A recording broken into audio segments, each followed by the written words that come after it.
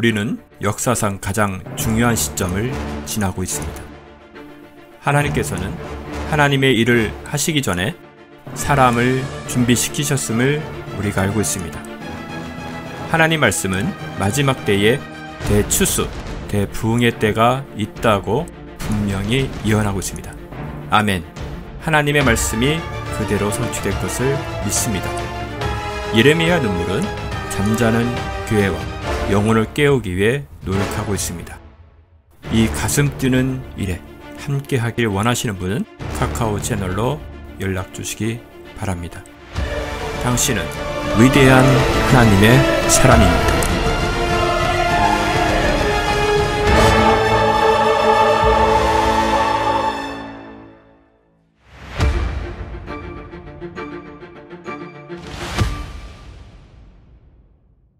자, 요한계시록 6장 1절에서 6절까지 우리 다 같이 합독하시죠. 시작.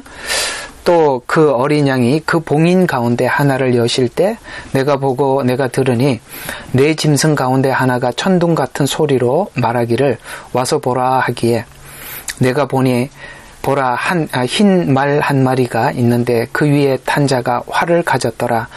그에게 한 면류관이 주어졌고 그는 나가서 정복하려 하더라. 어린 양 둘째 봉인을 여실 때에 내가 들으니 둘째 짐승이 말하기를 와서 보라 하더라. 이에 붉은 다른 말이 나오는데 그 위에 앉은 이에게 땅에서 평화를 제거하는 권세를 주어졌으니 그들이 서로 죽이더라. 또 그들에게 큰 칼도 주어졌더라.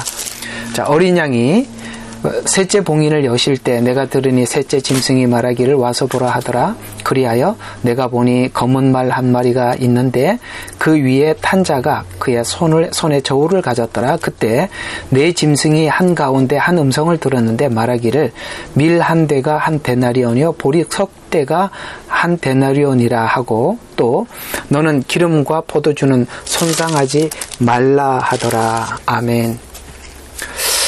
아마 이 6장도 여러분 짧게 할 이야기는 아니고 제 생각에는 한번 대여섯 시간 걸려야 될 겁니다. 굉장히 좀 길어요. 근데 오늘은 좀 서론에 들어가서 일단은 본문부터 한번 관찰을 하고 본문을 관찰하고 제 설명을 들으면 굉장히 빨리빨리 이해가 되니까 잠깐 한번 보시죠. 자, 1절부터 잠깐 이렇게 한번 보십시다. 이제 봉인을 열었어요. 그 6개 봉인 중에 하나의 봉인을 열었습니다. 그랬어요. 내가 들으니 네 짐승 가운데 하나가 여기 이제 네 짐승이 나오거든요. 그 하나가 천둥 같은 소리로 말하기를 와서 보라 하기에 와서 봐라라고 딱 보니까 뭐가 보이냐면 첫 번째 흰 말, 이제 이 말 색깔을 기억하셔야 돼요. 흰 말. 두 번째 봉인을 열 때 무슨 말요? 붉은 말. 그 말 순서를 기억하셔야 돼요. 세 번째는 검은 말. 네 번째 말은 청황색 말. 여기 스가랴서에서 나온 말하고는 순서가 좀 다릅니다. 자, 다시 한번 정리할게요. 흰 말, 붉은 말, 검은 말, 청황색 말. 이게 뭘 의미하느냐? 자, 흰 말은 미혹입니다. 원래 예수님이 말을 타고 이제 앞으로 흰 말을 타고 들어오실 거거든요. 예루살렘 성에. 근데 그 말이 이게 예수님이 탄 말이 아니라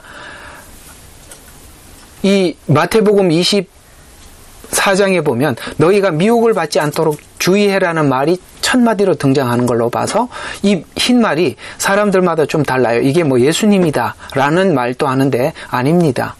예수님이 아니라 이거는 미혹입니다. 그건 다니엘서와 마태복음 24장의 그 배경을 우리에게 충분하게 제공해 주고 있어요. 그래서 미혹입니다. 자, 순서를 흰말, 미혹 이렇게 외워두세요. 둘째 봉인을 열는데 자, 두 번째는 붉은 말이라 그랬어요. 큰 칼. 요거는 전쟁을 이야기하는 겁니다.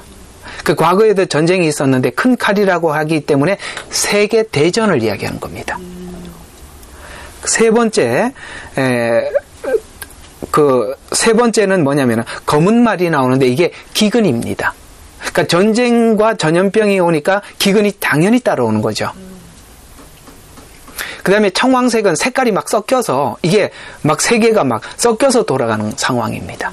이게 예수님께서 말씀하신 것처럼 진통이라고 말씀하는 겁니다. 이게 7년 대환란 들어가기 직전에 있을 진통을 이야기하는 겁니다. 그걸 지금 이 재림에 대해서 연구하는 많은 학자들이 이제 네 번째 인이 떼지고 있는 상태다라고 이야기를 합니다. 그게 왜 네 번째 인인지 제가 이렇게 얘기하고 나면 너무 막연하니까 제가 자료들을 엄청나게 준비해 놨습니다. 유엔에서 있는 자료, 그 다음에 세계 식량기구에서 있는 자료, 그 다음에 WHO, 그러니까 세계보건기구에서 이렇게 자료를 올려놓은 것에 이 모든 자료들을 다 해서 참조해서 지금부터 여러분들에게 설명해 드리겠습니다. 왜 이게 네 번째 인이 떼지는 상태까지 와 있는지를 제가 설명을 하겠습니다. 그런데 오늘 이 본문 이야기는 인재앙에 대한 이야기는 이미 예수님께서 마태복음 24장에서 하셨어요. 그걸 같이 한번 맞춰봐야 되겠죠? 그러니까 이미 스승님, 그러니까 요한의 스승이었던 예수님께서 하셨던 말씀을 요한에게 하나님이 구체적으로 보여주셨고, 지금 요한은 그 예수님께서 처음에 하셨던 그 말씀을 지금 구체적으로 기록하고 있는 거거든요. 그러면 요 인재앙을 마태복음 24장에서는 예수님이 어떻게 설명했는지 24장으로 가서 보시겠습니다. 마태복음 24장 3절에서 8절입니다.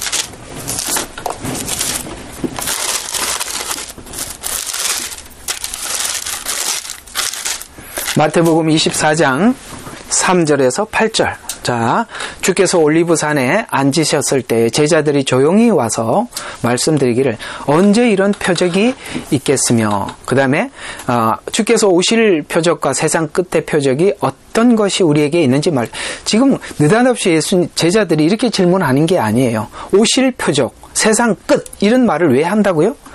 아까 앞에 1절과 2절에 보면은 제자들이 성전 건물을 보여주려고 나왔습니다. 근데 예수님은 이렇게 이야기하죠. 너희가 이 모든 것을 보지 못하느냐? 진실로 내가 너희에게 말하노니 여기 돌 하나도 돌 위에 남기지 않고 다 무너지리라. 무슨 이야기입니까? 하나님의 임재가 이 지구, 이 우주, 그러니까 지금 이 지상, 지구에, 인류에게 이제 하나님이 더 이상 임재하지 않는다는 얘기예요.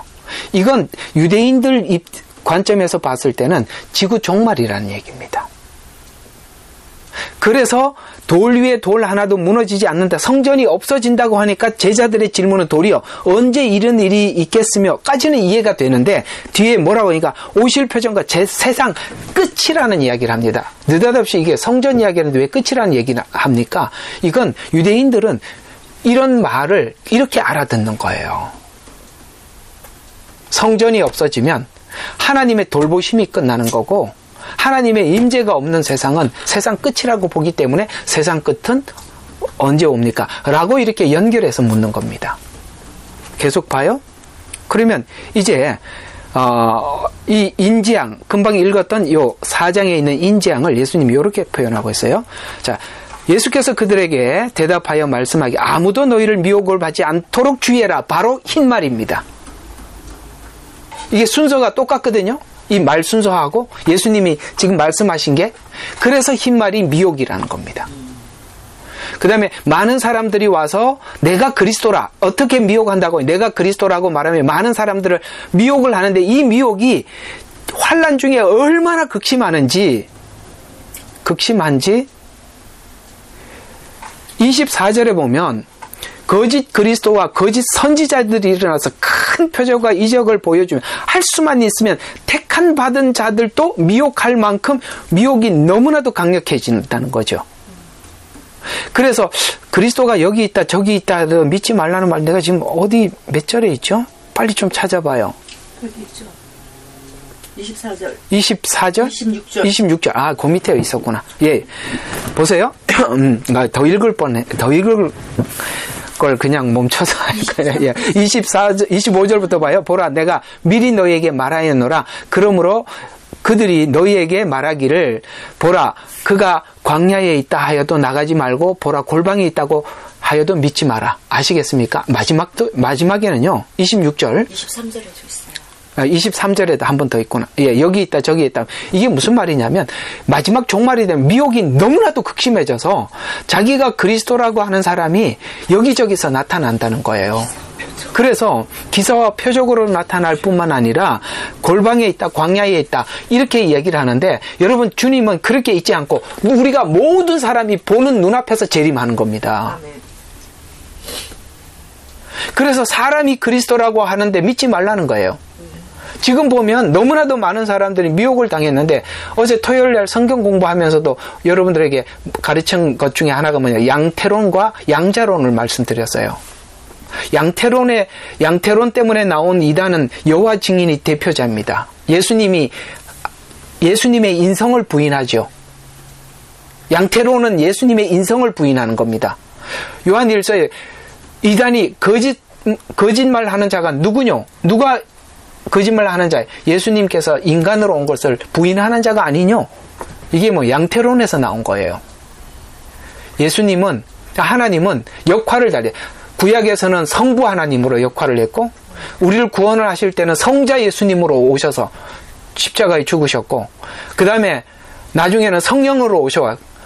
그래서 일체 삼위예요. 이게 양태론이에요. 일체. 몸은 하나인데 막 성부로 나타났다, 성자로 나타났다, 성령으로 나타났다. 이게 거짓말이에요. 일체 삼위. 아니에요. 기독교 교리는 삼위일체입니다. 그 세 분이 다르다 이 말이에요. 또 하나는 양자론이 있어요. 양자론은 뭐냐면 이런 이야기입니다. 메시아가 피조물이라는 거예요. 그래서 인간으로 미리 보내줬다가, 그래서 예수님을 이렇게 이야기해요. 원래 인간 예수로 왔는데 30살이 되었을 때 하나님이 메시아로 선택을 했다는 거예요. 일체 삼이나 삼일체가 같은데. 근데요, 양자로 왔다. 그래서 이 양자론의 대표로 우리가 눈으로 보고 있는 게 이만희 같은 인간입니다. 자기를 메시아로 선택했다는 거예요. 그래서 메시아가 막 나타나는 거예요. 그래서 마지막 때는 막 골방에도 나타나고, 야, 사람들이 알지 못한 저기 있는 저 사람이 메시아라고 골방에 있다고 소개하고, 쫙 광야에 많은 사람들 대중 앞에 나타나기도 하고, 믿지 말라는 거예요. 어떤 형태로 나타나느냐면 숨어서 나타나기도 하고 드러내서 나타난다는 거예요. 아니요. 계시록에는 예수님이 우리 모두 다 공중에 재림하셨다가 휴거당하고 그 다음에 마지막 7년 대환란 후에 지상으로 내려오시는 걸로 선명하게 알고 계셔야 됩니다. 그런 식으로 오시는 거예요. 그래서 너무너무 미혹이 강력할 걸 말씀하고 있어요. 그래서 지금 이렇게 평범하게 우리가 평상시에 명성을 쌓고 교리를 정립하고 복음에 대해서 딱 정확한 이해를 하고 이렇게 가셔야 됩니다. 이거는 이 마지막 때 싸움은요 아주 치열합니다. 택한 자까지, 하나님이 선택한 자까지 미혹하러 들어올 정도니까 이 마지막 때 미혹은 매우 대단하다는 거 기억하시기 바랍니다. 그래서 자, 정리를 합니다. 자, 전쟁, 그러니까 흰말, 미혹, 전쟁, 붉은 말, 기근, 검은 말, 그 다음에 전염병. 이 전염병에 대해서 우리가 한번 겪었죠. 이 전염병에 대해서 할 말이 많아요. 여기 보면 나중에 이제 합시다. 요거는 할 얘기가 많아요. 그 다음에 사망. 근데요, 전쟁보다 앞으로 학자들이 이야기하는 얘기로는 전쟁보다 전염병으로 사망할 사람이 훨씬 많다고 이야기합니다. 왜 이게 전염병이 그토록 마지막 때 엄청나게 심각한지 말씀해 드리겠습니다. 그런 이야기 오늘 다 실제적인 이야기만 쭉 준비를 했습니다. 자, 그래서 재난이라는 말의 의미, 재난의 시작이라 이렇게 말씀하셨는데, 이 재난이라고 말씀하셨던 이 재난이 어떤 의미에서 원어에서 기록되어 있냐면, 인재앙은 재림과 세상 끝이 오기 위해서, 인재앙은 재림과 세상 끝이 오기 위해서, 쉽게 말해서 7년 대환란에 들어가야 세상 끝이 오니까 그거 오기 위해서 해산의 진통이 시작될 것을 오늘 금방 읽었던 말씀에서 시작하고 있어요. 그래서 다니엘서는 69일회를 끝으로 예수님 십자가에 죽으신 것이 69일회가 끝났어요. 그리고 2000년 이상이 지금 지나가고 있고, 이제는 2000년 이상이 지나가고 나는데 이제 종말이 될 때 진통이 시작될 것이다 라고, 이 진통의 절정과 함께 한 일회가 열리게, 그러니까 막 진입하게 될 것이라고 이미 다니엘서 9장이 끝이죠. 9장 끝부분에 이렇게 설명을 하고 다니엘서가 막을 내리는데요. 9장 25절과 26절은 예루살렘이 복원되고 건축하라는 그 명령이 나오는 때부터 메시아 통치자까지 77주와 62주가, 그러니까 7 더하기 60이니까 69주를 이야기하는 거예요. 그러니까 이거는 예수님 십자가 못 박힐 때까지를 요게 다니엘서 9장 25절에서 이렇게 말하고, 그 거리와 그 성벽이 재건되리니, 요건 뭐냐면 여기서 딱 완전히 끊어버리고 2000년 시간은 어디 간지 없어져 버렸어요. 요 지금 다니엘서 예언은 없어진 상태에서 바로 어디로 들어가느냐면 그 거리와 성벽이 재건되리니 제3성전을 이야기하고 있어요. 여기에 굉장히 긴 시간이 없어졌다는 걸 아셔야 돼요. 왜 이렇게 다니엘서는 이렇게 설명을 하냐면, 하나님은 지금 다니엘에게 자기 민족에게 설명하기 때문에 그렇습니다. 이스라엘에게 설명을 하기 때문에, 이스라엘 나라가 없어졌기 때문에 끊어져 버린 거예요. 근데 지금 우리가 대체 신학으로 공부를 하다 보니까 이어져 왔다고 계산을 했기 때문에 전부 다 예언서가 빗나가 버린 거예요. 끊어졌다 이 말이에요. 그래서 2주 후에는 메시아가 끊어질 거예요. 십자가 죽으심이죠. 그래, 자신을 위해서가 아니요, 또 장차 올 통치자 백성이 도성과 성소를, 자, 장차 올 그 통치자는 적그리스도예요. 그래서 그 통치자가 와서 도성과 성소를 파괴하리니 그 끝은 홍수로 뒤덮일 것이요. 이건 뭡니까? 하나님께서 이제 그 적그리스도를 홍수로 뒤덮는다는 것은 마치 노아 홍수 때 심판을 한 것처럼 심판하신다는 거예요. 그래서 그 전쟁 끝에는 황폐함이 정해졌다는 거예요. 여러분, 이건요, 하나님이 7년 환란은 정해놓은 시간이라 아무도 피해갈 수가 없어요. 정해졌느니라 라고 이야기하고 있어요. 그러면 이 한일의 진통의 시작의 진통은 지금 시대하고 연결해서 한번 읽어봐야 돼요. 오늘 이게 왜 진통인지 설명을 한번 해보자는 거죠. 그러면 지금 시대와 읽어보면은, 자, 그러면 한일의 전초전, 딱 우리가 개막식을 딱 하듯이 이게, 이제 서서히 이게 시작되었습니다 하고 우리에게 딱 선명하게 이렇게 쫙 보여줬던 게 뭐냐면 이스라엘의 회복입니다. 그래서 회복 전후에 있었던 미혹의 전쟁들을 살펴보면, 미혹하는 일은 초대교회부터 원래 있었지만 이 미혹이 매우 적극적이고 구체화된 것은 이스라엘의 독립연도 곧 1948년 이후부터예요. 그래서 이 1948년 이후부터 드디어 사람들이 이 요한계시록을 눈여겨보기 시작했습니다. 요한계시록만 연구하는 분들이 있어요. 그분들은 정말 우리보다 훨씬 많은 지식이 있을 겁니다. 그러나 그것을 1948년 이후부터 아주 적극적으로 살펴보기 시작했어요. 그들은 모두가 진통의 시작이라고 보고 있습니다. 그러면 그 전초전에 보면은 48년 이스라엘이 회복하기 이전에 두 번의 전쟁이 있었어요. 하나는 1차 대전, 2차 대전이죠. 그래서 1, 2차 대전을 겪으면서 계시록의 예언에 관심을 가지고 들여다보기 시작했는데, 이 전쟁은 1차 대전을 잠깐 좀 설명을 하면은, 1차 대전은 1914년 7월 27일부터 1918년 11월 11일 총 4년 반 정도 전쟁을 했어요. 4년 반. 이렇게 자세히 적은 이유는 두리뭉실하게 말하지 않으려고 이렇게 자세히 적었습니다.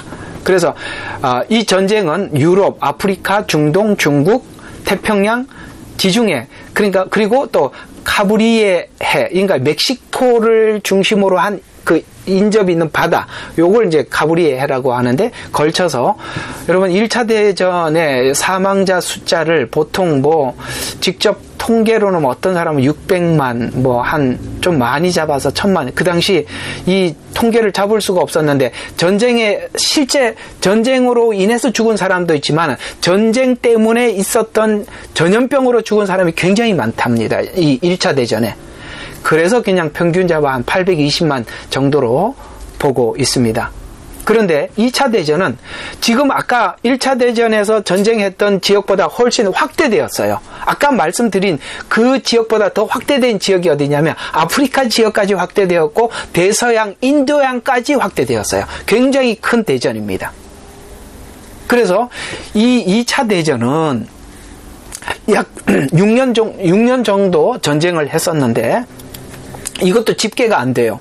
그래서 보통 적게는 5천만, 많게는 한 7천만으로 보는데 왜 이렇게 집계를 잡냐면 실제 전쟁 때문에 죽은 것보다는 전쟁 중에 기근이나 먹을 게 없어서 죽었거나 혹은 전염병으로 죽은 사람까지 사망자 숫자로 보았을 때 7천만까지 본다 이 말입니다. 그래서 굉장히 많은 인구가 죽었는데 여러분 아시다시피 8월 15일 일본의 항복으로 인해서 2차 세계대전이 끝났습니다. 그런데 여기서 1차, 2차 세계대전에서 우리가 유의해서 봐야 할 것은 2차 세계대전이 1945년에 끝났단 말이에요. 그런데 1, 2차 세계대전 이후에 어떤 일이 있었냐 이거죠. 그것은 바로 1948년, 45년에 끝났는데 48년에 이스라엘이 독립선언을 합니다. 놀랍죠? 그러니까 1, 2차 세계대전은 무엇과 연관이 있냐면 이스라엘의 알리야 운동과 연관이 있는 거예요. 그래서 이 예언서에 기록된 그 내용 그대로 하나님께서 이것을 통해서 진통의 시작을 우리에게 알린 것입니다. 큰 칼이 1, 2차 세계대전 안에서 아까 두 번째 뭐죠? 붉은 화평을 제한다 그랬지 않습니까? 그래서 화평했던 것이 재해지고 민주진영과 공산진영으로 나누어졌다가 이제 좀 이따 다시 설명하겠습니다만 이제 어떤 식으로 화평이 재해지느냐면 이 민주진영이 세력을 잡고 있었어요. 미국을 중심으로 민주진영이. 그러다가 민주진영의 종주국이었던 미국이 이제는 이스라엘을 대적해야 될 터키나 이란, 그 다음에 또 어디죠?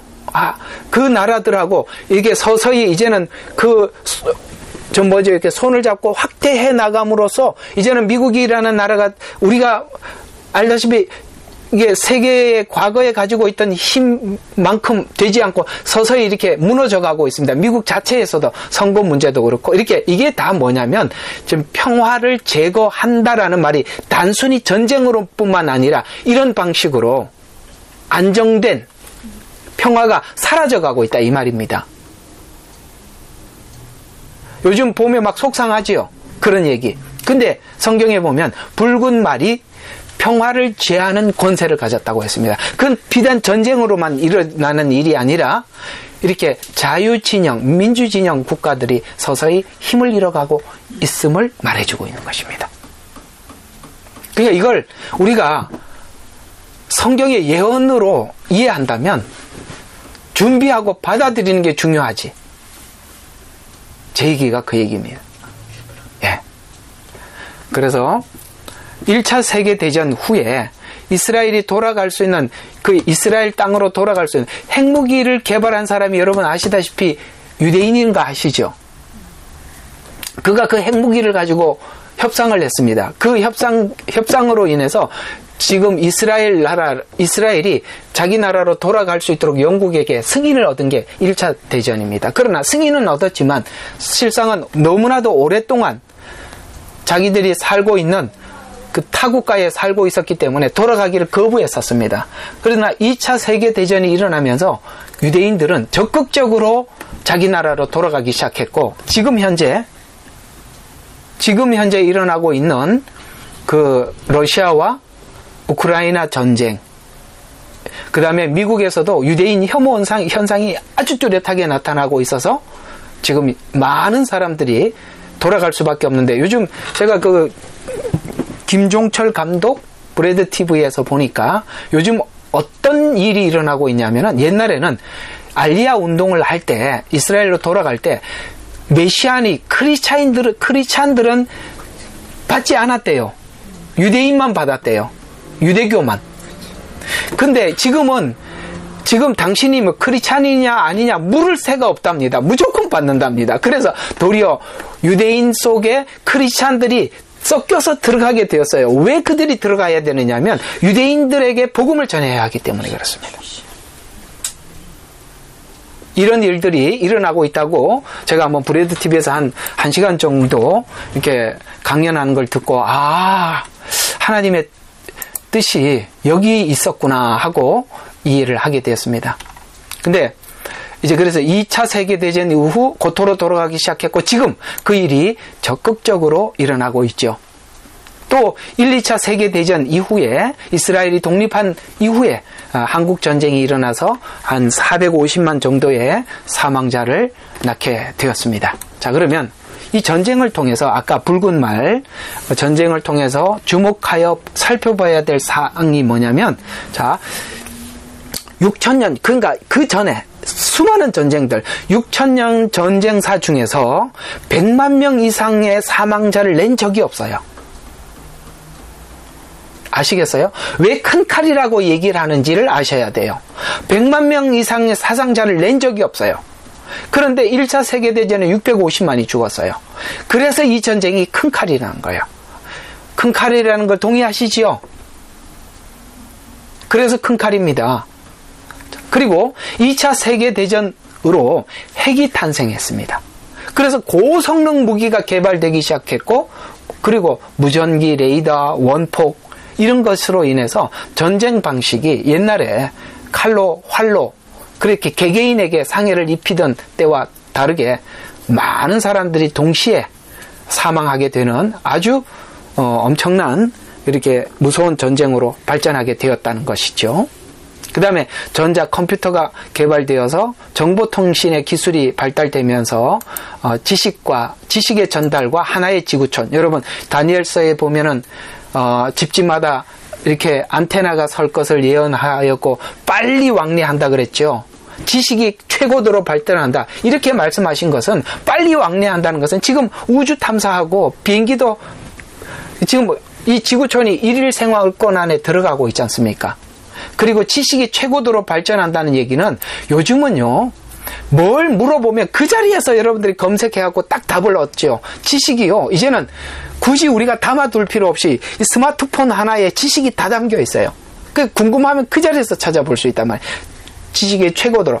우리가 그 다니엘서가 기록되었을 때 과연 이게 뭔 말인지 모르고 기록했을 것입니다. 그러나 지금 현대 이 말에 대해서 누가 아이고 그게 가능한 일이야? 이렇게 생각할 사람 단 한 명도 없어요. 맞습니다.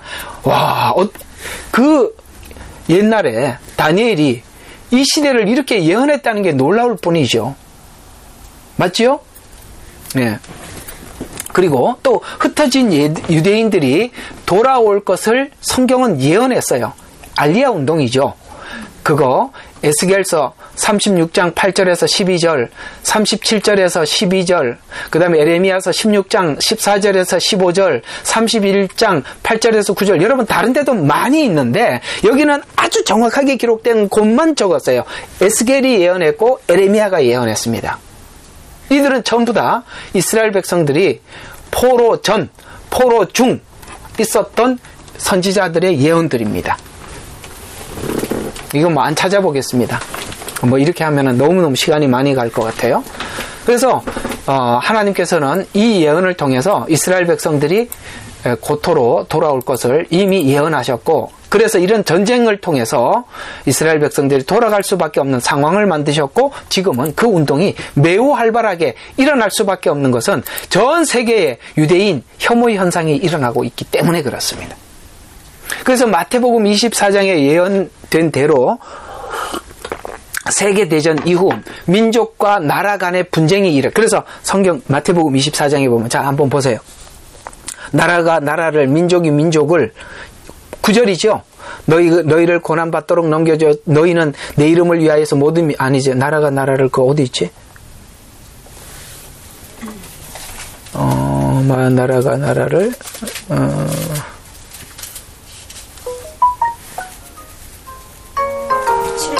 주의 7절입니까? 아, 주님.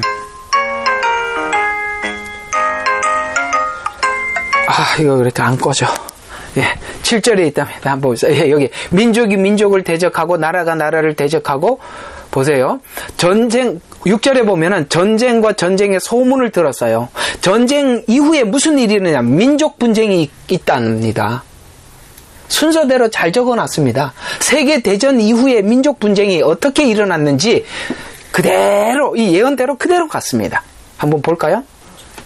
자, 이게 이제 그 민족 분쟁과 종교 대립으로 인해서 이렇게 종족 간의 갈등이 일어나는데, 자, 이게 언제부터 일어나냐면 소비에트 연방이 해체되면서 소비에트 연방이 유럽을 전부 다 그 러시아가 옛날에 구소련이 연합하고 있었지 않습니까? 그런데 이게 그 소련이 무너지면서 이제 그러니까 너무 많은 민족 분쟁으로 가게 되었는데, 여러분 이제 민족 분쟁 하면은 대표적으로 이게 이제 그 세계 대전 이후에 막 이런 일이 막 일어나기 시작했는데요.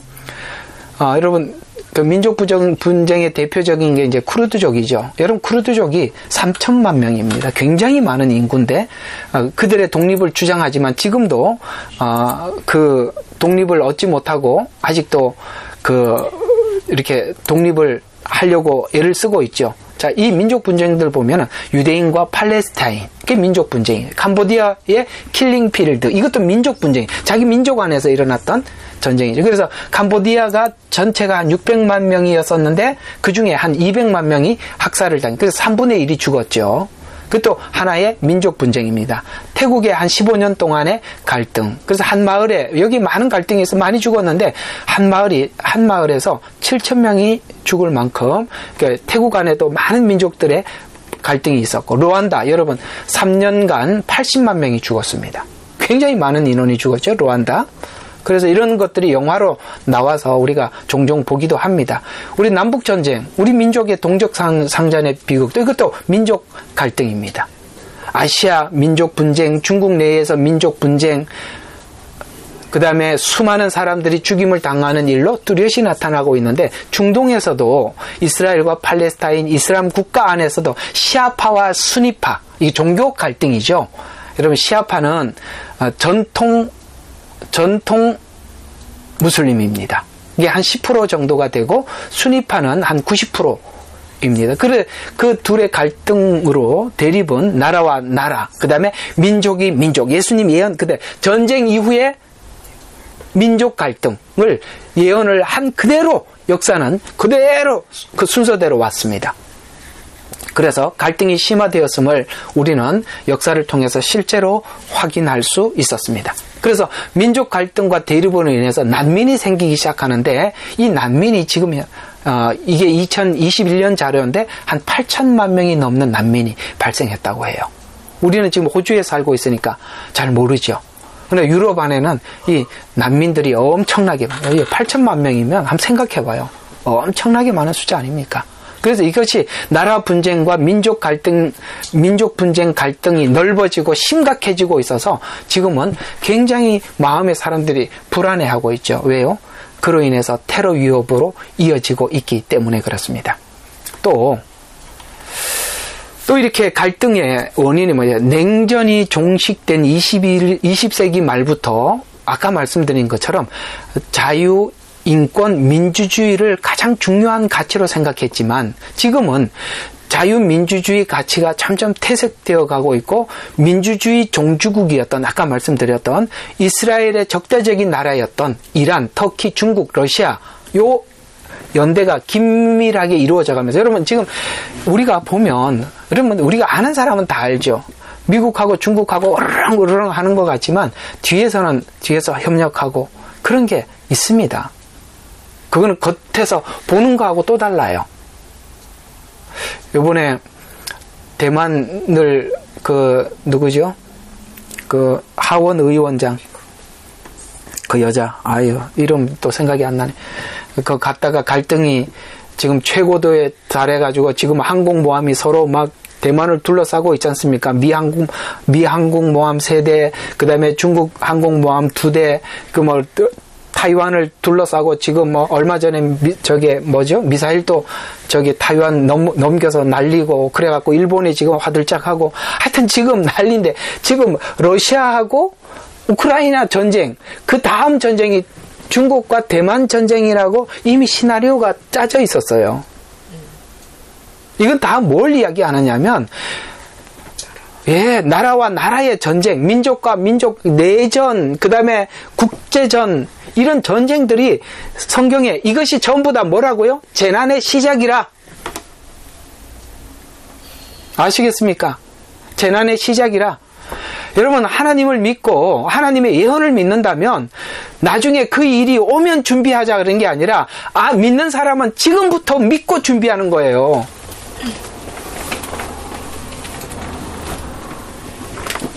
그래서 이제 이렇게 긴밀한 연대가 이루어져 가면서 사회주의의 정당이 그러니까 민주국가 내에 사회주의 정당이 세워져 가면서, 이 적그리스도 체제는 민주체제는 아니거든요. 사회주의 체제거든요. 그래서 민주국가 안에서 사회주의 체제가 힘을 받아가고 있다는 거예요. 놀랍죠? 미국의 민주주의 정당이 힘을 얻고 한국의 민주주의 정당이 힘을 얻는 거, 이게 다 뭐라고 생각합니까? 호주도 그런 일들이 일어나고 있는 거예요. 그건 적그리스도 체제가, 그래서 평화를 제하는 권세, 요걸 기억하시면 이게 다 이해가 가요. 전쟁으로만 제하는 게 아니라 이런 체제 전복도 있다 이 말입니다.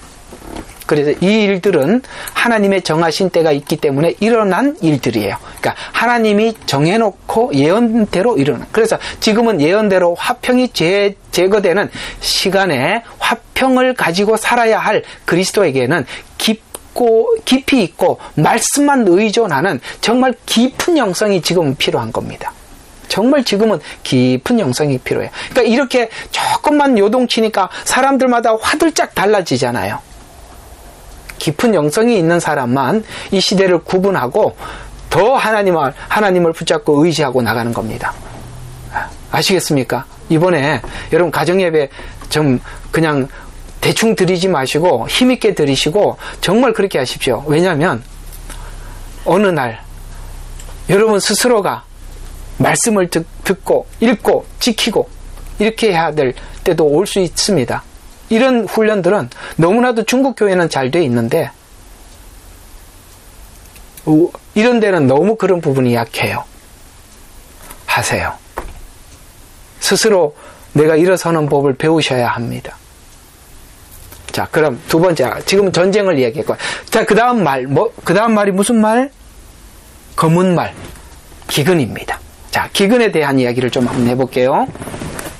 오늘 여기 본문에 보면 한 데나리온의 밀 한 대요, 또 한 데나리온의 보리 세 대. 그 보리가 좀 많네요, 그죠? 똑같은, 여기는 한 대고 여기는 세 대니까. 그래서 식량난으로 식량이 폭등한다는 뜻이에요. 한 예를 드리자면 이라크 안에 내전이 있었을 때 바그다드에서 그 이라크 바그다드에서 밀 한 포대에 하나로 그 당시에 40만 원이었답니다. 그러니까 먹는 게 최고예요. 그래서 2021년 세계 통계 자료에 의하면 아까 이제 그런 자료를 자기가 다 가지고 여러분에게 발표한다고 그랬습니다. 영양실조로 죽는 사람이 1년에 8억, 그러니까 죽는 사람이 아니라 영양실조를 겪는 사람이 지구 인구의 8억 5천이래 합니다. 그게 10분의 1이에요. 10분의 1이 넘어요. 또 굶주림으로 실제 사망하는 사람이 하루에요 2만 5천 명이 죽고 있답니다. 요걸 시간으로 계산하면 5초에 5명이 죽는데요. 와, 1초에 한 명씩 죽는 거예요. 굶어서 죽는 사람. 이게 지금 한국이나 호주나 중국도 그래도 지금 그런 대로 괜찮아요? 이게 이해가 가냐 이 말이에요. 근데요, 메뚜기, 저번에 한번 메뚜기 재앙 한번 온 거 아시죠? 그게 메뚜기가 막 중국으로 막 오고 있다고 막 오리를 10만 마리를 보내줘야 메뚜기 잡으면 안 보냈는 거 아세요? 왜 안 보냈냐면 거기 기온이 안 맞아갖고 적응을 못한답니다. 그 오리가. 그래서 못 보냈다고 그러는데 여러분, 메뚜기가 하루 먹는 식량이 사람이 먹는 식량의 3만 5천 명분을 먹는데요. 그러니까 메뚜기만 안 먹어도 지금 굶어 죽는 사람이 먹고 사는 거야. 이게 재앙이라는 거예요. 성경에 보면 메뚜기 재앙 여러분 10가지 재앙에 나오죠. 이런 이야기들은 전부 다 과거에 있었던 재앙을 그대로 답습하는 겁니다. 자, 2차 세계대전 이후에 만성적인 기근이 시작돼요. 여러분, 2차 세계대전 이후에 우리가 생각해 볼 때 지금 식량이 이렇게 잘 정리되고 보급이 서로 이렇게 잘 되는 것 같잖아요. 그런데 놀랍게도 유엔 식량기구에서는 그렇게 발표하지 않았어요. 도리어 2차 세계대전 이후에 만성적인 기근이 시작되었다라고 발표를 했어요. 그래서 근데 이 만성적인 기근이 더 적극적으로는 2014년부터 증가하기 시작했다고 말해요. 그러면 이 기근의 원인이 도대체 전쟁 끝나고 뭔가 이렇게 좀 안정이 될 텐데 왜 그렇지? 이것은 기근이 이어 또 전염병이 코로나19 우리가 겪었잖아요. 그러니까 위협하여 식량 위기는 더 악화되었답니다. 왜냐하면 이 코로나19 때 사람들이 일을 제대로 하지 못하고 그러니까 유통도 제대로 되질 않았었어요.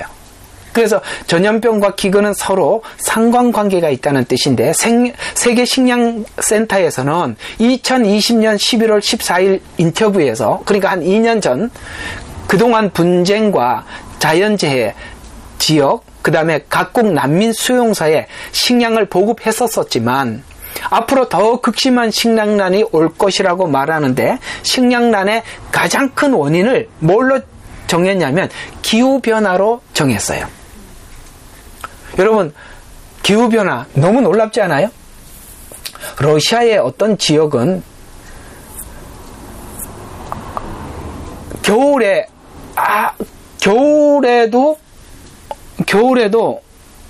여름에 제일 더울 때가 20도랍니다. 제일 더울 때가 20도랍니다.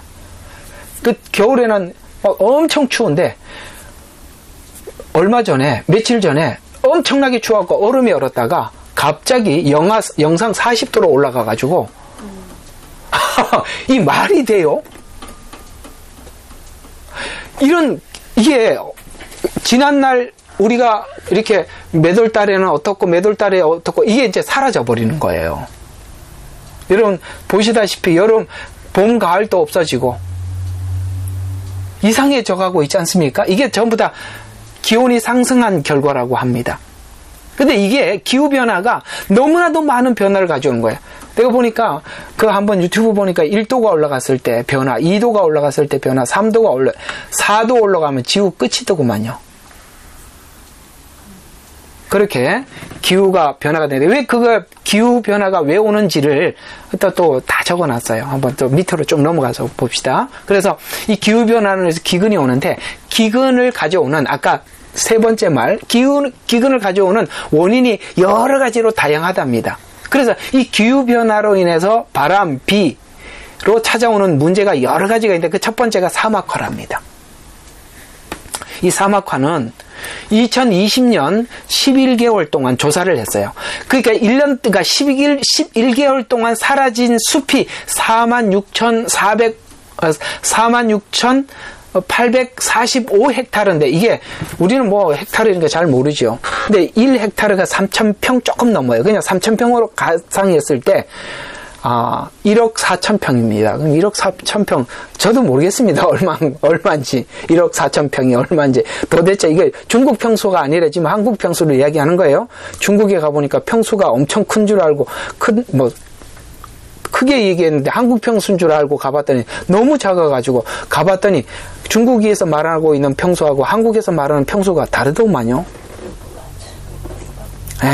그래서 난 그 평수도 와 엄청 넓다 이렇게 생각하고 갔다가 이거 갑자기 놀랬어요. 또 사막화로 인해서 숲은 그렇게 없어졌어요. 여러분 숲이 사라지면은 수많은 숲이 사라지는 것 때문에 전염병이 온 세상에 퍼지는 거예요. 또 하나 사막화로 인해서 토지가 이렇게 사라지는데요. 이게 다 기후변화 때문에 일어나는 원인이 기후변화랍니다. 이게 11개월 동안 10만 헥타르가 없어졌는데 3억 평이에요. 나도 이게 얼마나 사이즈인지 전혀 감이 안 잡힙니다. 또 이 산불이 사막화의 또 원인이 된답니다. 그래 요즘은 보면 여러분 캘리포니아에서 미국에서 막 불이 한번 났다 그러면은 막 몇 개월을 타고, 여기도 그랬지 않습니까? 호주에도.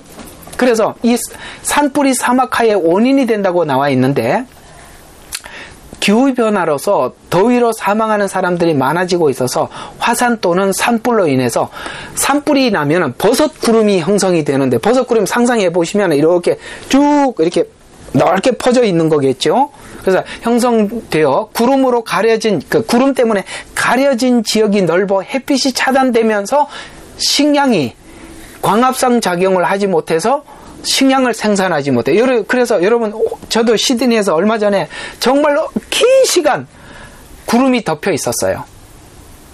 햇빛이 나니까 아유, 살 것 같더라고요. 그게 한 막 15일 이렇게 계속 컴컴하니까 사람이, 와, 정말 힘들었습니다. 이게 도대체 왜 그러냐 하고 했더니 신문에 났어요. 그것은 산불이 원인이라고 나와 있었어요. 산불 때문에 이게 태양을 가리는 겁니다. 그래서 기후변화는 폭염, 가뭄을 가져와서 산불이 일어나 사막화가 빠르게 일어나서 자연스럽게 식량난의 문제로 이어질 것이다. 그래서 이렇게 식량값이 올라간다 이 말입니다. 또 두 번째, 여기 조금 좀 더 합시다. 그러니까 물이 고갈된답니다. 도시화가 되면서 물을 많이 사용하게 돼. 그래서 지금은 사람들이 물을 엄청 사용해요. 막 농약을 많이 쓰니까 과일 하나 먹어도 엄청 닦아서 쓰지 않습니까?